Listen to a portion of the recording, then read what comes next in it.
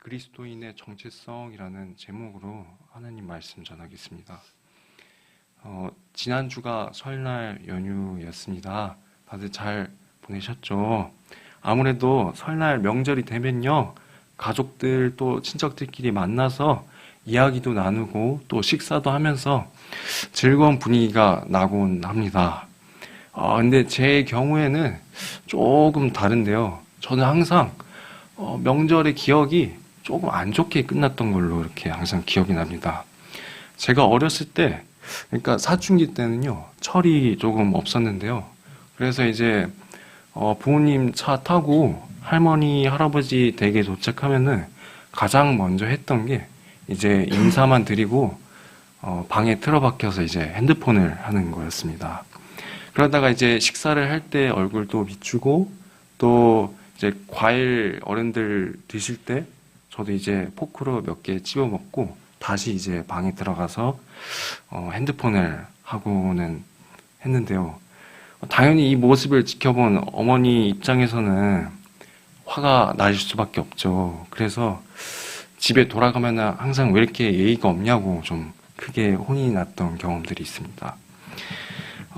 참 어머니 반응이 이해가 가죠. 그래도 아들이 좀 의젓하게 행동해야 되는데 핸드폰만 하고 있으니, 그리고 또 친척들이 저를 많이 안 좋게 보실까봐 좀 걱정하는 마음에 혼을 낸 것이겠죠. 근데 오늘 고린도전서 편지도 보시면요, 전체적으로 바울이 고린도 교인들에게 약간 이러한 어머니의 마음처럼 훈계하는 내용이 좀 많은 편지였습니다. 이때 바울의 상황은요, 이 고린도 교인들 때문에 관계적으로 어려움에 처한 상태였죠. 이 고린도 교인들이 무슨 잘못을 했었느냐? 그 당시 고린도 교회의 상황이 서로 편을 갈라서 싸우는 일이 있었습니다. 왜 싸웠냐면은 한쪽에서는 이제 바울의 편을 들면서 또 다른 한쪽에서는 이제 아볼로의 편을 들면서 바울 말이 맞다, 아니다, 아볼로의 말이 맞다 하면서 교회 안에서 싸움이 벌어졌던 것이었습니다. 이게 단순히 해프닝으로 끝났으면 참 좋았을 텐데 좀 오랫동안 좀 지속이 됐었나 봐요. 그래서 서로 자신들의 말이 맞다 주장하다가 이제는 상대방을 비난하게 되면서 바울을 향한 비난으로까지 이어지게 된 것이었습니다. 이렇듯 자칫하면은 교회가 서로 싸우고 분열될 가능성이 있었던 상황이었으니까 누가 봐도 바울의 입장에서는 충분히 난처할 수도 있었고요, 또 답답할 수도 있었던 상황이었습니다. 그리고 바울 자신은 아무 잘못도 안 했는데 욕을 먹고 있는 그러한 상황이었죠. 그래서 바울은 오늘 본문에서 단호하게 이렇게 말하는데요. 우리 본문 1절과 2절 같이 한번 읽어보도록 하겠습니다.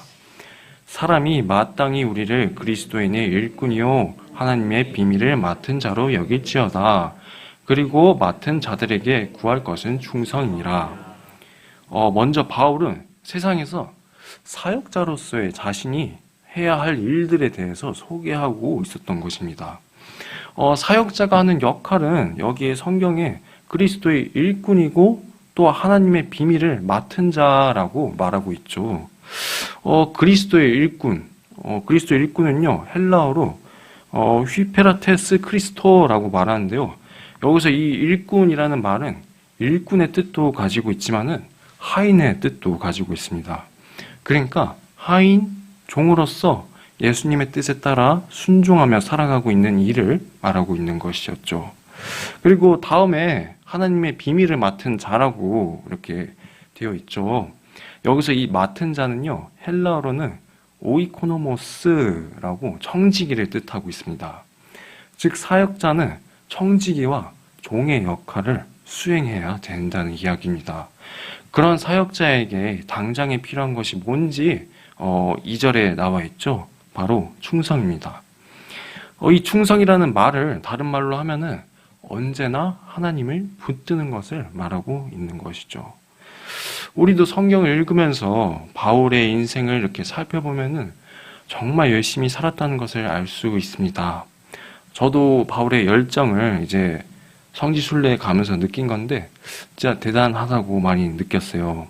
하루에 이제 4, 5시간씩 버스를 타면서 땀을 뻘뻘 흘리는데도 9박 10일 동안 이렇게 버스를 타고 이동했거든요. 4시간씩. 근데도 바울이 선교한 지역을 다 돌지는 못합니다. 이렇게 열심을 다하고 또 정말 하나님의 복음을 온 마음을 다해서 전하는 바울의 목표가 무엇이었을까요? 세상에서의 성공과 명예였을까요? 아니죠. 오로지 하나님의 일을 하겠다는 목표를 삼고 나아갔던 것이었습니다. 그러니까 1절과 2절은 바울을 판단하고 욕하는 사람들에게 나는 그저 하나님의 일을 향해 달려나가고 있는 사람이다 라고 단호하게 말하는 것이죠. 그 다음에 3절과 4절에서 이제 바울의 심정이 드러나고 있는데요.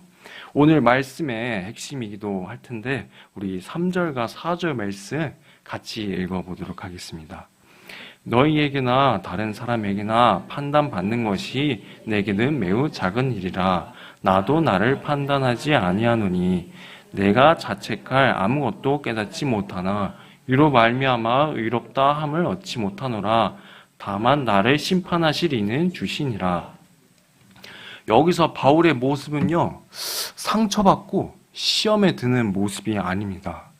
바울이 밝히길 사람들이 자신을 판단하는 것에 대해서 뭐라고 되어 있죠? 신경 쓰지 않는다고 되어 있죠. 저는요, 이 부분을 읽으면서 참 바울이 너무 부러웠습니다. 제가 제일 상처받을 때가 바로 억울할 때거든요. 그래서 제가 만약에 바울처럼 이유 없이 욕을 먹고 모함을 당하는 상황이었다면요, 적극적으로 좀 해명을 했을 것 같아요. 니들이 뭔데 나를 판단하냐고. 날 제대로 알지 못하면서 왜 이렇게 맘대로 말해? 이렇게 화를 낼 것 같기도 합니다. 그런데 바울은요, 덤덤합니다. 덤덤하게 자기 자신은 지금 이렇다고 변호하고 있는 것이죠. 어떻게 바울이 그렇게 사람들의 말과 평가와 모함에 휘둘리지 않을 수 있었던 걸까요? 저는 이 질문을 좀 키워드로 삼고 말씀의 주제로 좀 잡았던 것이었는데요. 바울이 강한 정신을 가지고 있어서 그런 걸까요? 아니면은 바울이 강한 자존감을 가져서 그랬던 걸까요?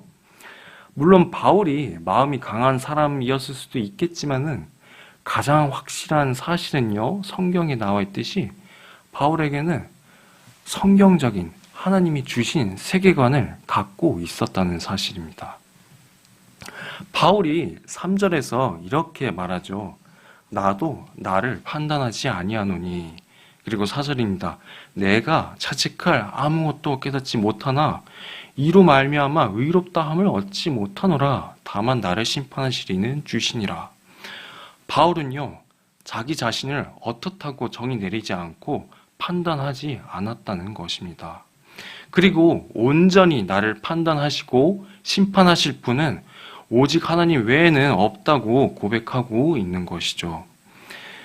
세상에 많은 상담가 분들이 카운셀링을 할 때 자주 말씀하시는 해결책이 있습니다. 바로 자존감을 높이라고 이렇게 말하는 것이죠.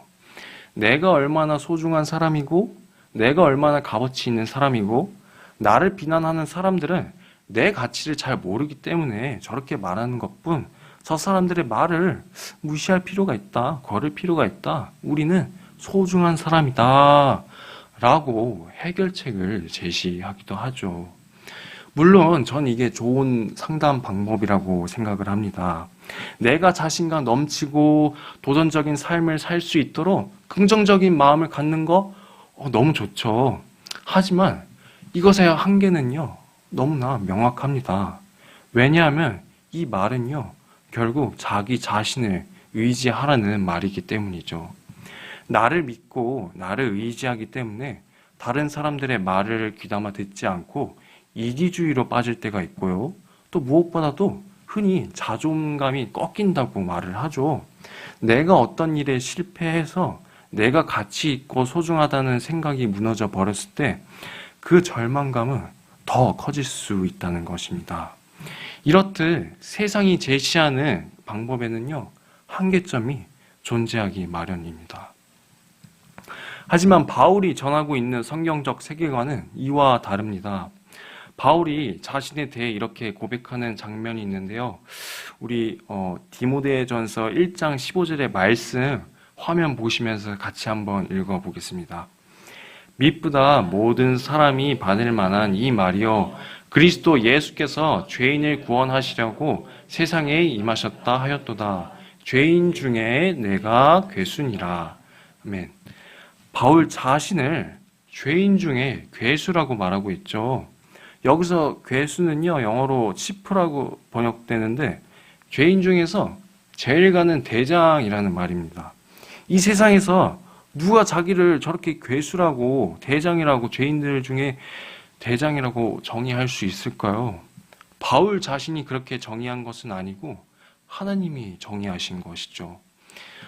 바울은요, 자신이 죄인들 중에 제일이지만은 한편으로는 주님께서 그런 나를 위해 세상에 임하셨고 이제 우리가 주님을 믿음으로 말미암아 의롭게 여기신다는 사실 또한 알고 있었습니다. 로마서 5장 1절 말씀인데 이건 제가 한번 읽어보도록 하겠습니다. 그러므로 우리가 믿음으로 의롭다 하심을 받았으니 우리 주 예수 그리스도로 말미암아 하나님과 화평을 누리자. 여러분, 오늘 말씀에서 바울은요, 내가 끔찍한 죄인이라는 사실 속에서 얻게 되는 겸손함과 또 내가 그리스도를 통해 의롭다 여김을 받았다는 평안을 동시에 갖고 있던 것입니다.